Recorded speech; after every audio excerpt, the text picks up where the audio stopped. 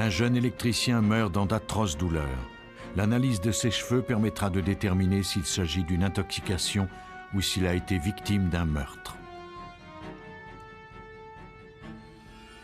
À quelques semaines d'intervalle, l'épouse et la belle-mère d'un agent de police meurent toutes les deux de ce qui semble être une crise cardiaque.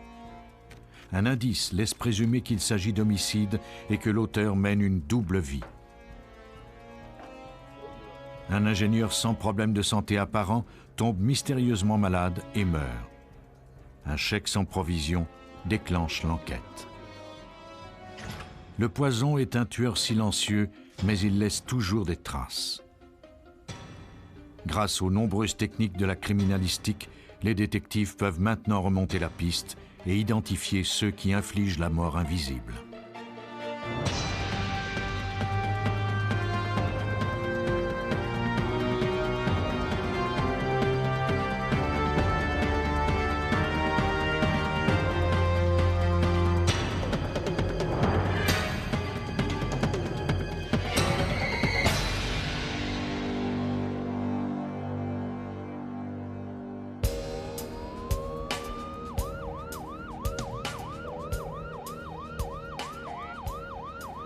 À Wilkes-Barre, en Pennsylvanie, dans la soirée du 7 septembre 1991, on envoya une ambulance à la résidence de Robert et Joan Curley. Joan déclara aux ambulanciers que son mari semblait éprouver beaucoup de douleur. Les ambulanciers étaient incapables d'identifier la cause de son mal, mais ils constatèrent que ses signes vitaux étaient dangereusement faibles. Ils conduisirent immédiatement l'électricien de 32 ans à l'hôpital. Les médecins connaissaient déjà Robert Curley. Quelques jours plus tôt, il avait été soigné pour une maladie nerveuse très rare. Il s'était plaint de douleurs aux mains et aux pieds et de nausées sévères. Il avait également subi une abondante chute de cheveux. Ces symptômes s'étant aggravés, les médecins devaient maintenant réviser leur diagnostic. Le neurologue de l'hôpital procéda à de nouvelles analyses, cette fois-ci pour vérifier si le patient n'avait pas été exposé à des produits chimiques toxiques. 2 semaines plus tard, les médecins confirmèrent que les symptômes de Curley étaient dus à une intoxication au thallium, un métal lourd. Jusqu'au début des années 70, on s'en servait abondamment dans les pesticides. Les scientifiques se sont alors rendus compte qu'un contact prolongé avec des solutions concentrées de thallium pouvait être mortel.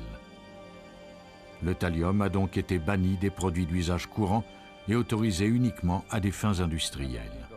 Le toxicologue judiciaire Frederick Readers nous explique les effets d'un empoisonnement au thallium. C'est un poison qui attaque le système nerveux. Très souvent, ça commence par une sensation de brûlure aux pieds, puis la paralysie commence à monter. On ne peut plus marcher et bientôt on ne peut plus se servir de ses bras. Ensuite, ce sont les paupières qui s'affaissent et puis c'est le cou qui faiblit et enfin le cerveau et le cœur. Tout l'organisme est atteint, c'est un poison très insidieux. Pour Robert Curley, il était déjà trop tard. Le mal était fait et la situation était malheureusement irréversible. Robert Curley fut victime d'une violente crise cardiaque. On le brancha sur un respirateur artificiel. Peu de temps après, on constata sa mort cérébrale. Sa femme Joan donna son consentement pour qu'il ne soit pas maintenu en vie artificiellement. Quelques heures plus tard, Robert Curley fut déclaré mort. La cause officielle du décès, une défaillance cardio-pulmonaire suite à un empoisonnement au thallium. Il fallait maintenant tenter de découvrir où et comment il avait été exposé à ce produit toxique. Un agent du service de santé et sécurité au travail commença à faire enquête. Selon Joan Curley, Robert travaillait sur un important projet de rénovation au campus de l'université de la région avant sa mort. Peu de temps après son arrivée, Curley avait dit à des collègues de travail qu'il pensait avoir attrapé la grippe.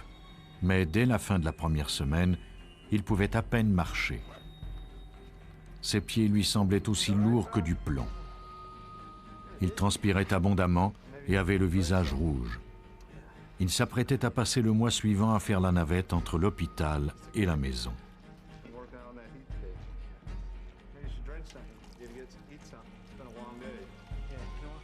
Sur le campus, il y avait des laboratoires et des entrepôts de produits chimiques, notamment 5 conteneurs de sel de thallium.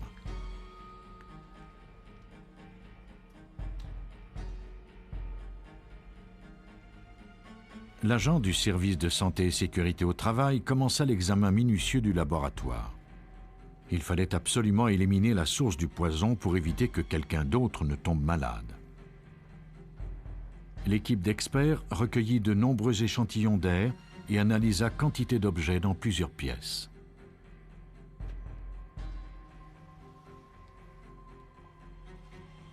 L'examen des conteneurs ne révéla aucun signe de bris quelconque ou de fuite.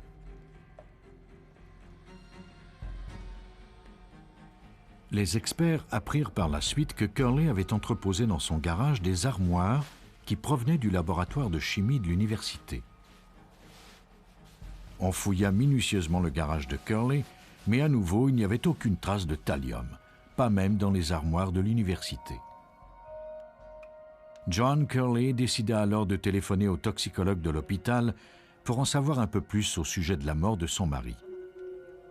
Elle était terrifiée à l'idée qu'elle et sa fille aient peut-être été exposées au poison. Elle réclama d'être toutes deux soumises à des analyses. On découvrit bientôt qu'il y avait bien du thallium dans l'organisme de Joan Curley, mais pas à un niveau toxique. Quant à sa fille, son organisme en contenait encore moins. 10 fois moins que celui de sa mère.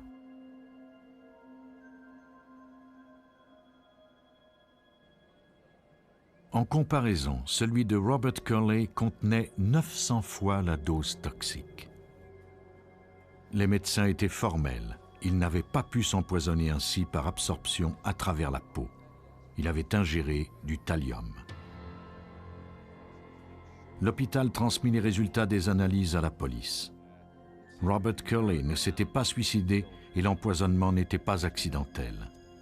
Il avait été assassiné. Mais qui avait pu en vouloir à sa vie? Pour le découvrir, il faudrait reconstituer les moindres détails de ces derniers jours.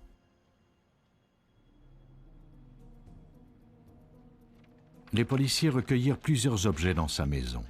Joan déclara alors au détective que son mari emportait avec lui un thermos de 2 litres de thé glacé tous les jours au travail. Le soir, la famille se partageait ce qui restait du thé au repas. Les experts réquisitionnèrent le thermos pour le faire analyser. Ils recueillirent également 2 autres thermos, un d'une contenance d'1 litre et l'autre de 500 millilitres. Selon Joan, son mari ne les avait jamais apportés avec lui au travail.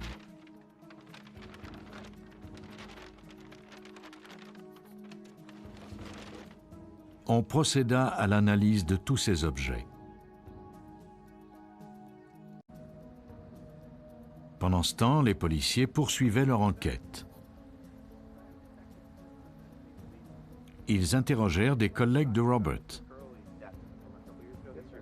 Environ 150 ouvriers travaillaient aux rénovations du campus. Comme tous ces hommes se trouvaient à l'endroit même où Robert était tombé malade, ils devaient tous être considérés comme des suspects. Il fallait tenter de trouver le mobile qui avait pu pousser quelqu'un à commettre ce meurtre. Toutes ces personnes semblaient bien apprécier l'électricien.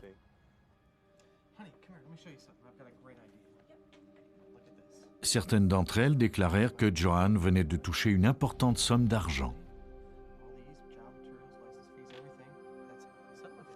Les assurances lui avaient versé $1 million suite au décès de son premier mari lors d'un accident de la route.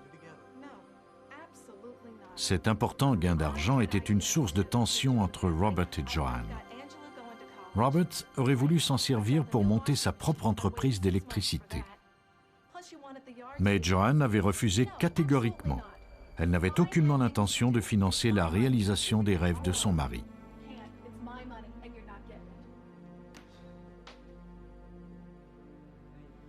Quelques recherches permirent aux détectives de découvrir que Joan devait également toucher la somme de $300 000 advenant le décès de Robert à titre de seul bénéficiaire de ses assurances.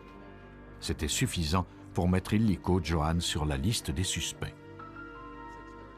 Mais comme sa fille elle-même semblait également avoir été empoisonnée, il était plutôt invraisemblable qu'elle ait commis ce meurtre.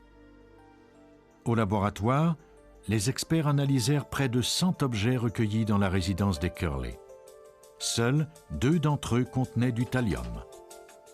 Il s'agissait du thermos de 2 litres que Robert emmenait au travail et celui de 500 millilitres qui, selon les déclarations de Joan, n'avait jamais quitté la maison. Cette découverte était très importante. Si le thermos de 500 millilitres de Robert avait été exposé au thallium, cela signifiait que le poison ne provenait pas de l'université. Il semblait donc que les policiers aient cherché leurs suspects au mauvais endroit depuis le début. On laissa filtrer les résultats des analyses afin que la presse locale les publie.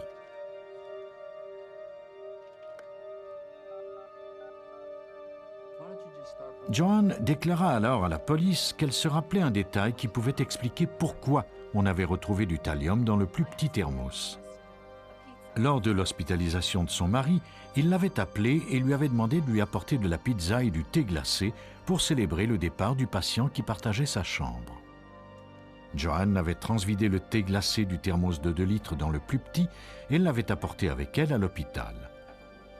Les policiers ne pouvaient donc pas éliminer la possibilité qu'un des collègues de travail de Curley ait pu commettre ce meurtre. Malheureusement, aucun d'entre eux n'avait de mobile pour le tuer. L'enquête était dans l'impasse. Elle y resterait pendant les 3 années suivantes.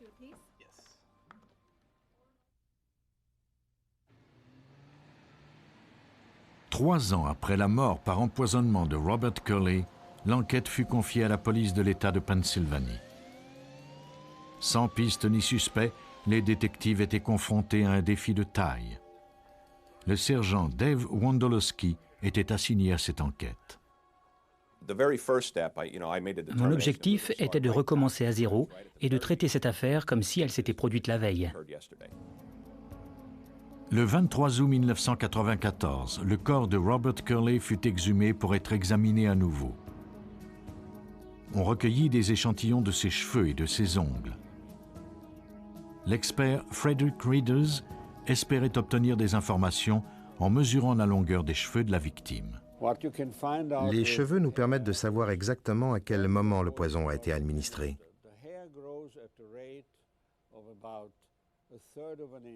Les cheveux poussent au rythme de 8 mm par mois. En examinant leurs racines, on peut donc voir ce qui s'est produit quelques jours plus tôt.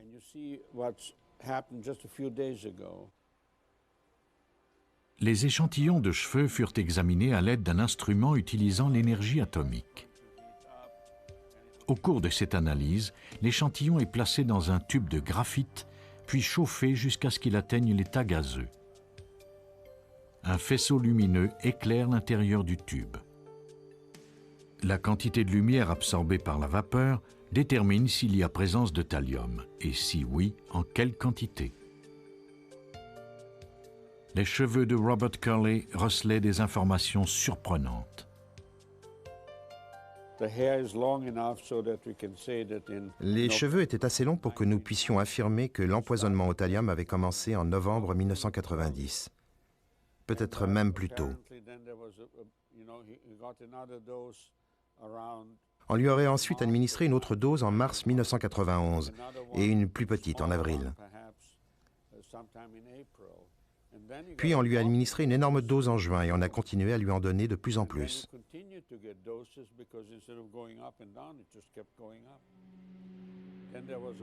Il y a eu une pause et nous avons ensuite découvert qu'il avait ingéré des doses massives de thallium juste avant sa mort.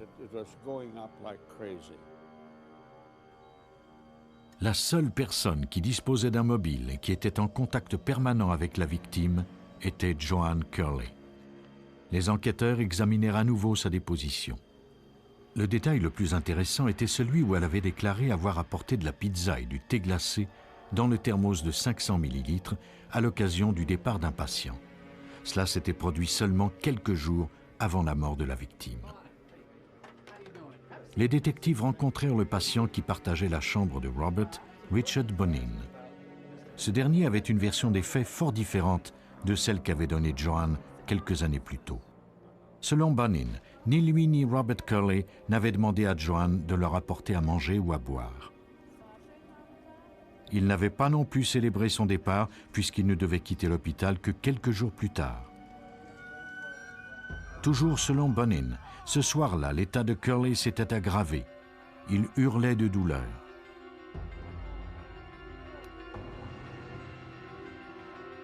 Bonin avait immédiatement sonné pour obtenir de l'aide.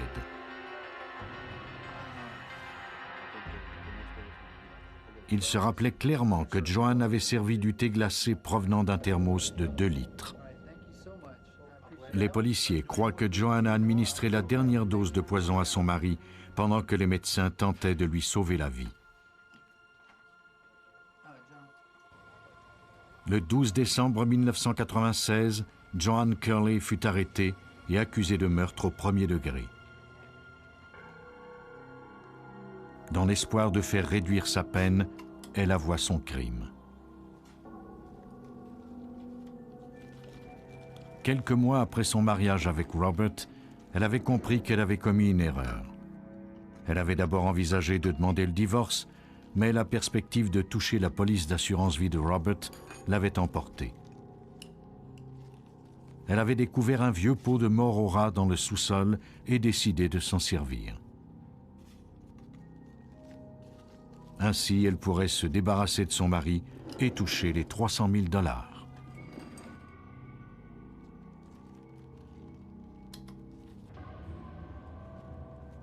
Joan ajoutait régulièrement le poison au thé glacé.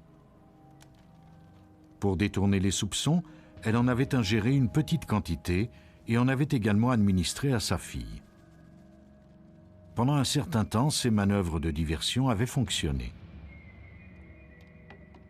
Joan Curley avait échappé à la justice pendant plus de 5 ans.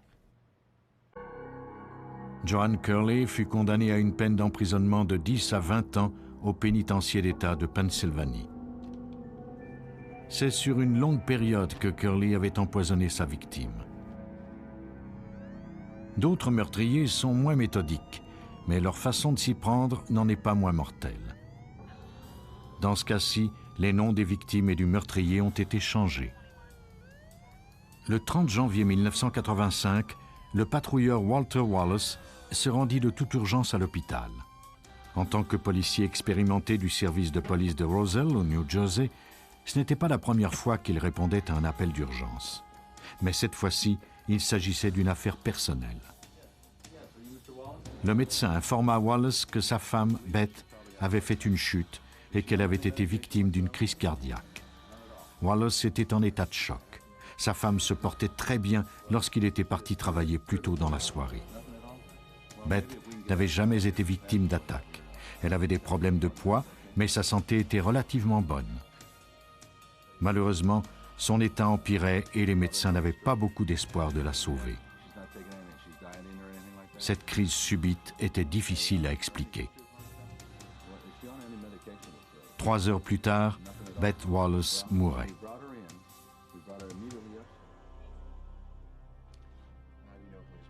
Beth et Walter étaient mariés depuis 24 ans et avaient eu 3 enfants. La mère de Beth, Rose Parker, vivait chez eux au moment du drame. À cause de la mort soudaine et inexplicable de Beth, son médecin demanda qu'une autopsie soit pratiquée. On détermina que la mort avait été causée par un arrêt cardiaque.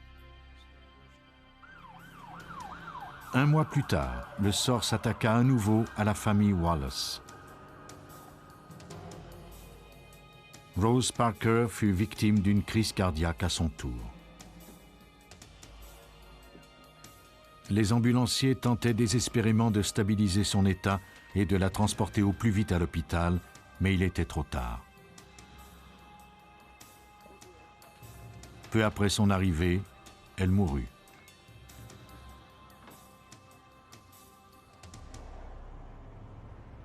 Au bureau du procureur de Union County, Les enquêteurs apprirent la nouvelle de ces décès par le biais de l'avocat de Rose Parker. La mort subite de ces deux femmes en santé en l'espace d'un mois à peine avait éveillé ses soupçons. Il demanda aux enquêteurs d'examiner le passé de Walter Wallace.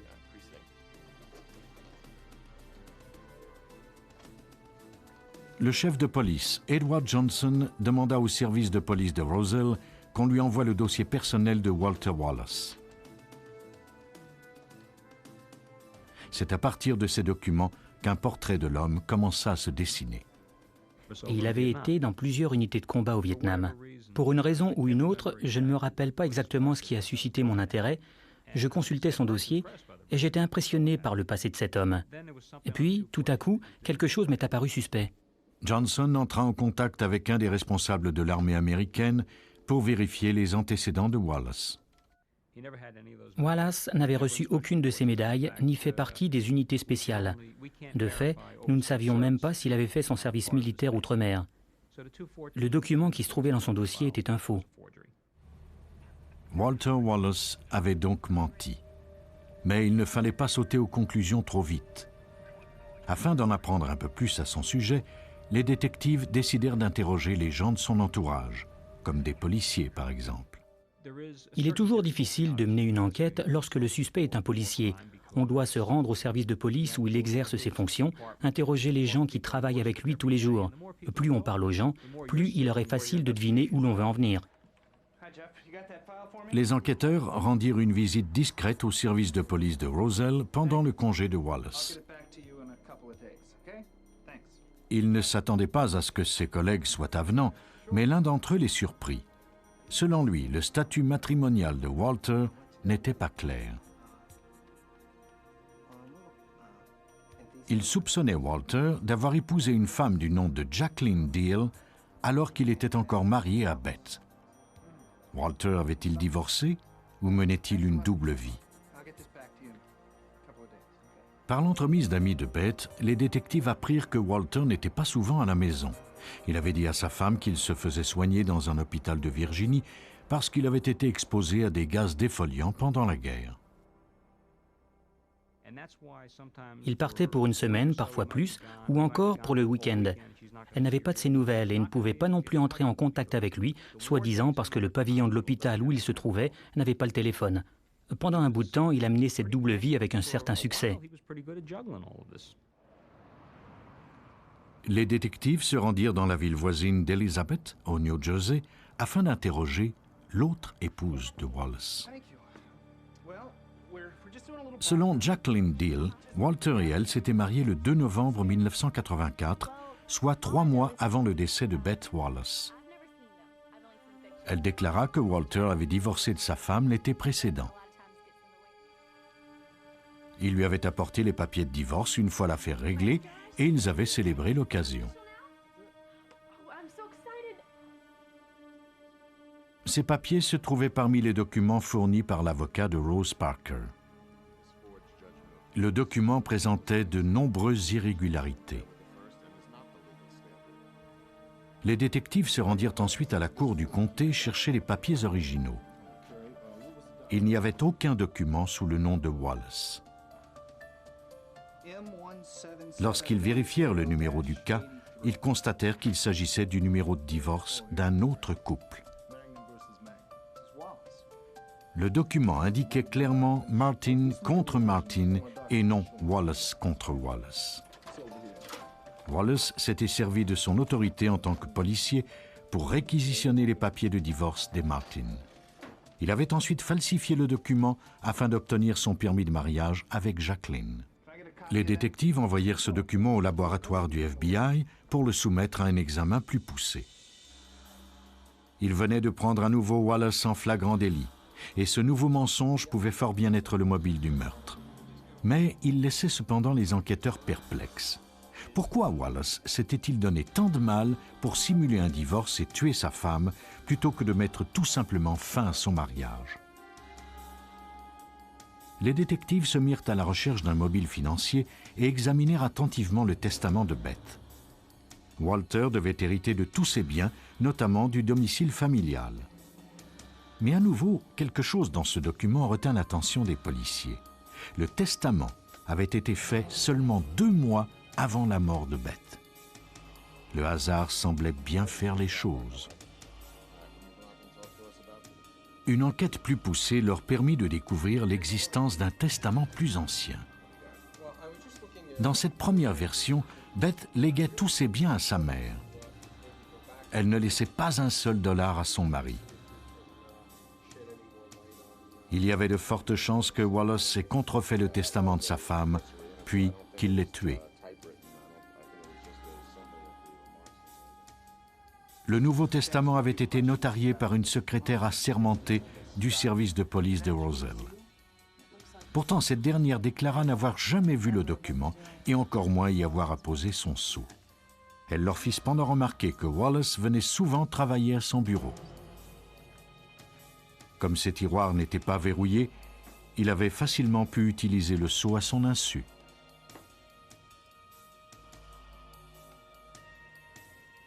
Les détectives avaient accumulé des preuves indirectes contre Wallace, mais cette série de documents falsifiés ne prouvait pas qu'il y avait eu homicide.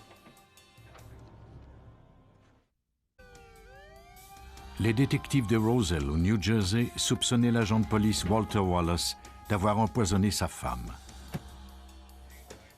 Ils espéraient maintenant étayer leurs preuves indirectes par une démonstration en bonne et due forme de la culpabilité de Wallace. 4 mois après le début de l'enquête, les experts du laboratoire judiciaire du New Jersey examinèrent les résultats des analyses toxicologiques des tissus, du sang et de l'urine de Beth. Les analyses qui avaient été effectuées lors de l'autopsie avaient pour but d'identifier la présence d'alcool et de drogues illégales. Les résultats s'étaient révélés négatifs. Les experts soumirent les échantillons à de nouvelles analyses afin de déterminer la présence éventuelle de médicaments sur ordonnance, de métaux lourds et d'un certain nombre de toxines. Mais ils ne trouvèrent rien qui pouvait expliquer la mort de Beth. Il restait toutefois une analyse à effectuer, celle de l'empoisonnement au cyanure. On plaça dans des éprouvettes des échantillons de tissu de la victime. On y ajouta ensuite un colorant qui entre en réaction en présence de cyanure. L'échantillon vira au mauve foncé. Il y avait bien du cyanure dans l'organisme de Beth au moment de sa mort. Pour en déterminer la concentration, on plaça l'échantillon dans un spectrophotomètre. La dose mortelle du cyanure est d'environ 2,5 mg par litre. Dans le cas de Beth, il y en avait le double dans son sang et le triple dans sa rate.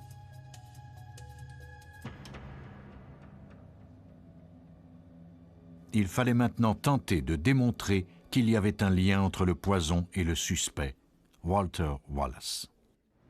Les détectives, affectés au service des homicides, se sont mis au travail et ont frappé aux portes des usines de Roselle. Nous les avons toutes visitées, même si elles n'étaient pas censées détenir du cyanure. Nous nous arrêtions et nous leur posions la question. Le travail des détectives porta fruit. Le commis d'une entreprise de plaquage de métal déclara qu'un agent de police était venu acheter du cyanure de potassium. Il lui avait confié que grâce à ce produit chimique, il pouvait faire apparaître le numéro de série d'une arme à feu. Le commis était convaincu qu'il s'agissait bien de Wallace. Le 18 juin 1985, le suspect arriva au quartier général de la police. On lui demanda de se présenter au bureau du chef. Il fut mis en état d'arrestation et escorté jusqu'à la prison. On émit un mandat de perquisition de sa résidence.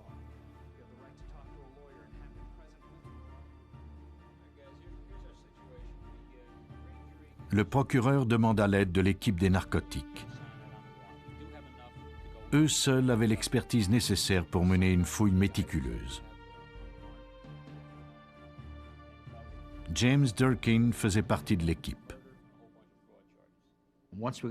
Une fois à l'intérieur de la maison, nous avons compris pourquoi on nous avait demandé. La maison était dans un fouillis incroyable. Ce jour-là, une équipe fouillait le grenier, une autre la cave, et nous devions nous rencontrer à mi-chemin. Les experts y recueillirent près de 100 objets. Le suspect avait dissimulé une machine à écrire derrière le canapé.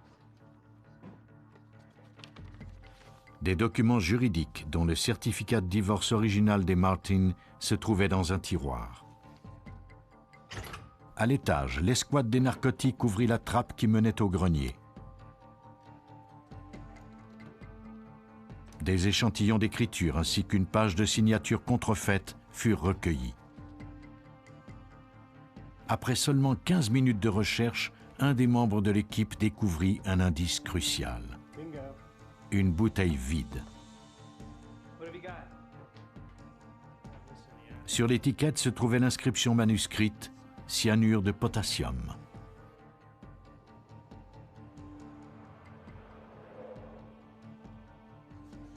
Les divers objets réquisitionnés furent envoyés puis examinés au laboratoire, de même que le certificat de divorce et le testament. La machine à écrire du suspect reproduisait toujours la même erreur d'espacement, ce qui avait été remarqué sur les documents falsifiés. Mais encore plus incriminantes étaient les signatures qui avaient été décalquées. De plus, la bouteille recueillie dans le grenier de Wallace avait bel et bien contenu du cyanure. Quant à l'étiquette, elle avait été écrite de la propre main du suspect. En mai 1986, Walter Wallace fut trouvé coupable de bigamie et du meurtre au premier degré de sa femme. La police croit que la double vie de Wallace était devenue trop compliquée.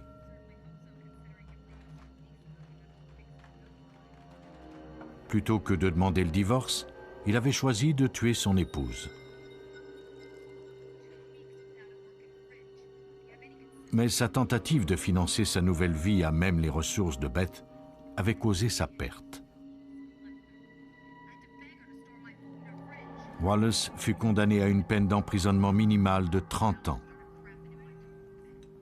Il ne fut jamais accusé du meurtre de sa belle-mère, Rose Parker, faute de preuves. La vie secrète de ce policier avait été le mobile de son crime. Pour d'autres meurtriers, le mobile est bien plus simple. Dans cette affaire, les noms des victimes et du meurtrier ont également été changés. Le 17 juillet 1991, Dana Jacobs fut réveillée par son mari, en proie à d'atroces douleurs. Il semblait victime d'un empoisonnement alimentaire. Il se plaignait de violentes douleurs à l'estomac, avait la nausée et la diarrhée. Le lendemain, lorsqu'elle constata que son état ne s'était pas amélioré, elle décida de l'emmener à l'urgence de l'hôpital.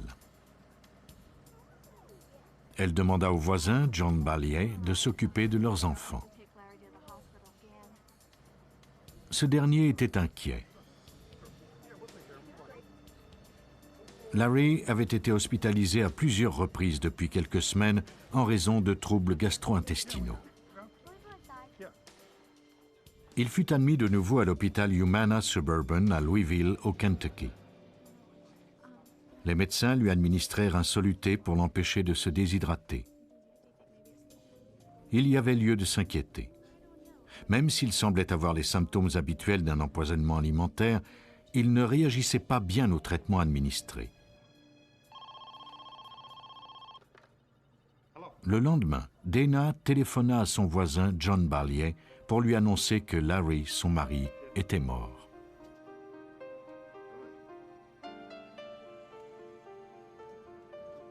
Elle lui demanda de ne rien dire aux enfants avant son retour.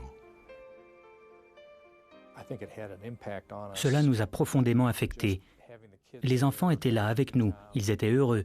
Ils ne savaient pas que leur père était mort et que leur vie allait changer du tout au tout. Avec la permission de Dana, on procéda à une autopsie du corps. Les médecins espéraient découvrir ce qui avait pu tuer cet homme de 41 ans qui avait toujours été en bonne santé. Jacobs semblait mort d'une violente attaque cardiaque. Pourtant, rien n'indiquait qu'il avait le cœur malade et il ne présentait aucun facteur déclencheur. La mort soudaine de ce patient était incompréhensible. Le lundi matin, John Balliet raconta les tristes événements du week-end à ses collègues du bureau du procureur du Kentucky. Peu de temps après, un collègue de Balliet lui fit part d'une nouvelle pour le moins intrigante.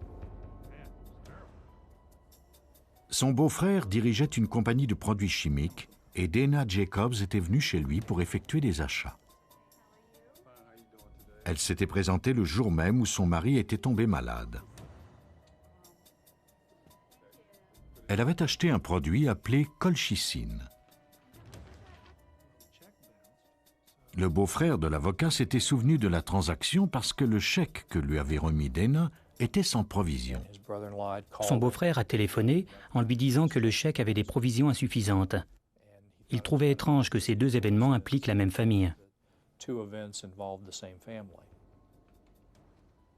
Balliet fit des recherches à propos de ce produit chimique. À petite dose, la colchicine est utilisée pour le traitement de la goutte. En dose plus importante, elle est toxique et peut provoquer la mort. Balliet téléphona à Barbara Wickley Jones, l'adjointe du coroner en chef du Kentucky. La ligne entre le niveau thérapeutique, celui qui apporte le soulagement à l'arthrite goutteuse, et celui qui cause des effets secondaires est mince. Les principaux effets sont la nausée, les vomissements et la diarrhée. Dans le pire des cas, elle peut provoquer la mort.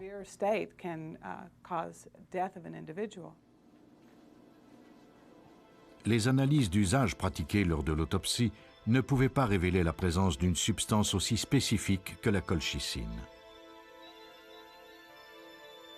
Barbara Wickley Jones préleva des échantillons de sang et de tissu de la victime afin de procéder à de nouvelles analyses.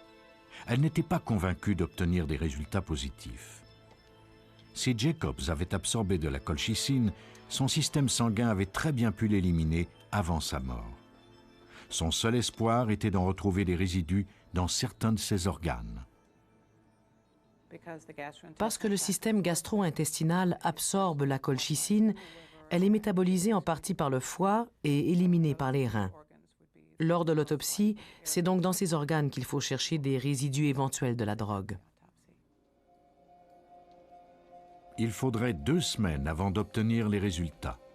Les détectives devaient encore attendre pour savoir si Larry Jacobs avait réellement été victime d'un meurtre.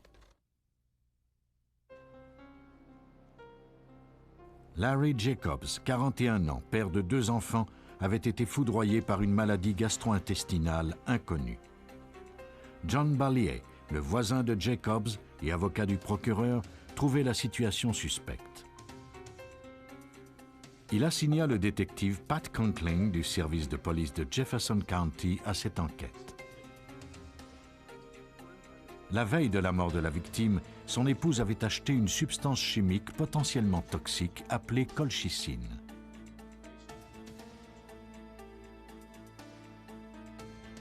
La première étape de l'enquête consistait à rencontrer les responsables du bureau du coroner de l'État. Les résultats de l'analyse toxicologique des tissus de Larry Jacobs étaient enfin arrivés. Son organisme contenait 160 nanogrammes par millilitre de colchicine. Une quantité largement suffisante pour le tuer. Il était maintenant temps de confronter Dana Jacobs aux faits. Les policiers furent surpris par l'accueil que leur réservait Dana. Elle nous a invités à entrer. Rien ne semblait anormal et elle était très cordiale avec nous. Elle n'a jamais semblé éprouver la moindre hésitation à nous parler. Elle reconnut immédiatement avoir acheté de la colchicine. Elle déclara qu'elle l'utilisait dans sa piscine comme algicide. Les détectives lui demandèrent s'il lui en restait encore. Elle répondit qu'elle l'avait utilisé complètement. Je lui ai demandé qui lui avait parlé de ce produit. Et elle m'a donné le nom de plusieurs commerces où on lui avait suggéré de l'utiliser pour contrôler le développement d'algues.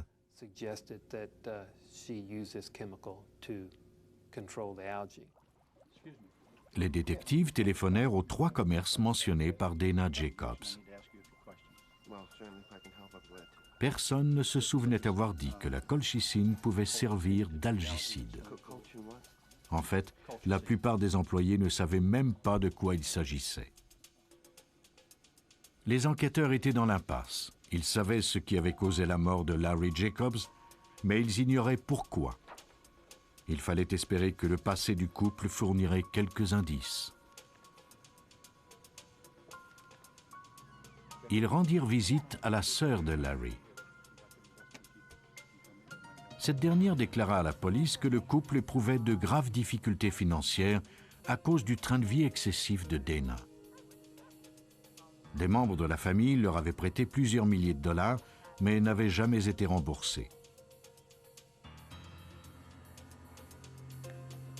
Larry avait d'ailleurs récemment confié à sa sœur avoir tenté de prendre des mesures pour contrôler les dépenses de Dana, mais sans succès. Toutes leurs cartes de crédit avaient atteint leur maximum. Un des collègues de Larry se rappelait même lui avoir prêté de l'argent au cours d'un voyage d'affaires afin qu'il puisse payer ses repas et sa chambre d'hôtel. L'ingénieur lui avait avoué qu'il n'avait pas d'argent comptant ni de crédit.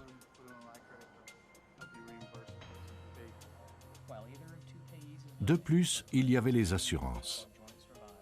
Larry avait acheté 2 polices d'assurance vie, une au montant de 138 000 $ et l'autre de 250 000 $.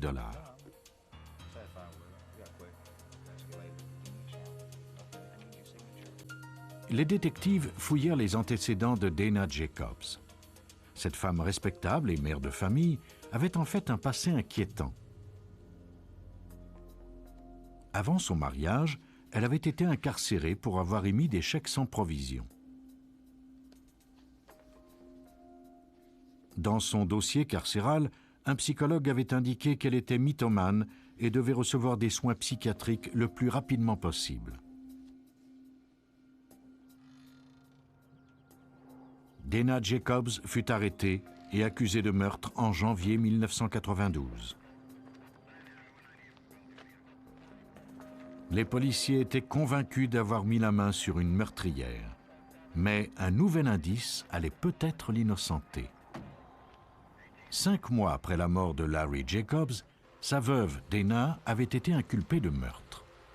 Elle avait payé sa caution et demeurait chez elle avec ses enfants. Quelques semaines avant son procès, elle déclara avoir fait une découverte qui allait l'innocenter. Son mari avait laissé une lettre dans laquelle il déclarait qu'il avait l'intention de se suicider, que ses problèmes financiers étaient trop lourds à supporter. Les détectives étaient sceptiques, mais la note semblait bien avoir été rédigée de la main de Jacobs. De plus, il était connu que Larry était en proie à des accès de dépression à cause de son manque d'argent.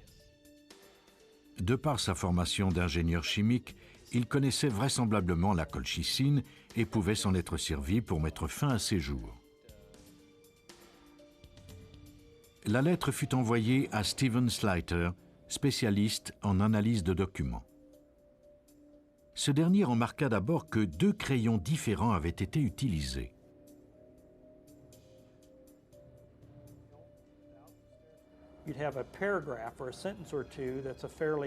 Dans un paragraphe, le trait d'une phrase ou 2 était plus mince, puis le trait était plus large pour quelques mots, et ainsi de suite.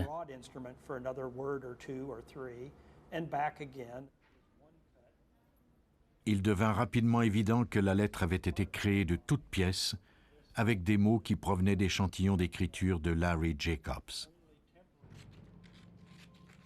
Pendant les 5 mois qui avaient suivi le décès de son mari, Dana Jacobs avait dépensé près de 200 000 $, soit la moitié de la somme qu'elle avait touchée de l'assurance. La lettre de suicide était sans doute son ultime tentative d'échapper à la justice.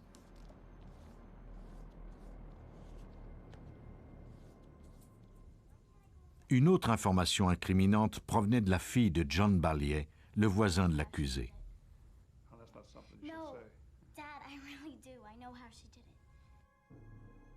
Sarah Balliet déclara en cours avoir aperçu Dana Jacobs en train de remplir des capsules de gélatine de poudre blanche. Dana lui avait confié qu'elle faisait des vitamines pour les mettre dans les aliments de son mari. Elle lui avait également dit que c'était la seule façon de lui en faire prendre. C'est ainsi, selon la police, que Dana Jacobs réussit à empoisonner son mari, qui ne se doutait évidemment de rien. Le 23 novembre 1992, elle fut jugée coupable de meurtre au premier degré et condamnée à 28 ans de prison.